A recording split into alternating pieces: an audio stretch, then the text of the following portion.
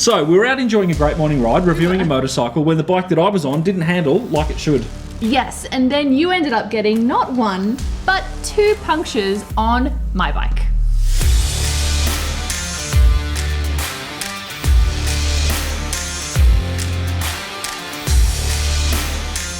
So I think we've all probably been in this situation once or twice. Well, I haven't actually. This is the first time I've had a puncture in my bike. There you go, okay. Well, luckily for us, we were with our mate Big Steph, and he was about 10 or 15 Ks down the road. So I gave Steph a call and said, mate, can you pick up a puncture repair kit, because we don't have one with us. And he did, and he came back up the road. At that point, When we tried to actually get access to the tyre. we realised we didn't have any pliers either. Yeah. So it was a trip for me back down to the servo to pick up some pliers, and then... So Steph came over, showed me how to do the puncture repair.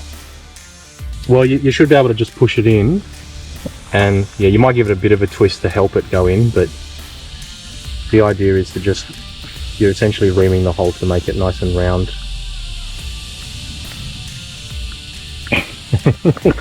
You can do it! Like I said. What muscles? It's working, it's happening.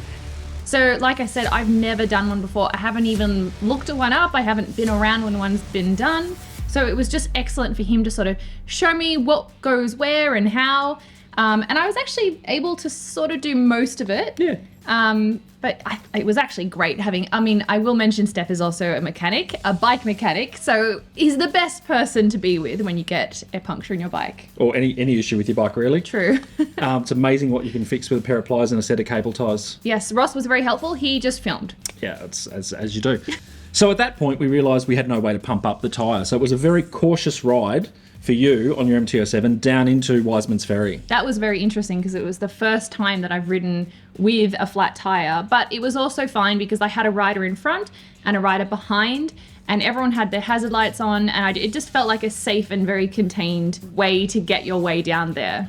Yeah, we were holding up a little bit of traffic. A little bit. Occasionally pulled over and let them pass, but at some points there's no way you can let them pass. What are you going to do? So we got into Wiseman's Ferry and we pumped up the tyre. At that point, we all needed coffee and breakfast, only to come back and find... Another flat tyre. I got 2 holes in my tyre. Well, it could be potentially more, 2, just 2. but we're going for 2. 2's a good number. So then it was time to sort of put all the lessons that Big Steph had shown me previous, and was able to repair the tyre from beginning to end on my own, which was really great. Pretty straightforward. Pretty straightforward, yeah, I was surprised, yeah. So we jumped back on the bikes, we went and did some footage of the bike that we were reviewing, and had a great afternoon. Yeah, it was really good, and overall, it is an inconvenient thing to happen, but I was really glad that it happened when I was with seasoned riders who knew what they were doing and could show me what to do, but also give me a hand in getting the gear that I needed.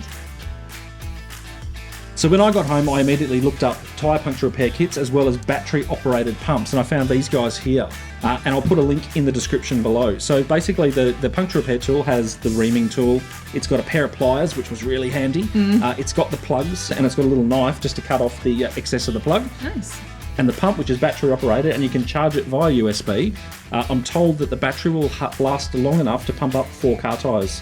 Damn. Which I think is awesome. So I'm off to a ride through Tasmania very soon. Yep. So this is coming with me. So I'm definitely feeling much more prepared for the next puncture. Yep, just as long as it's not on my bike, great.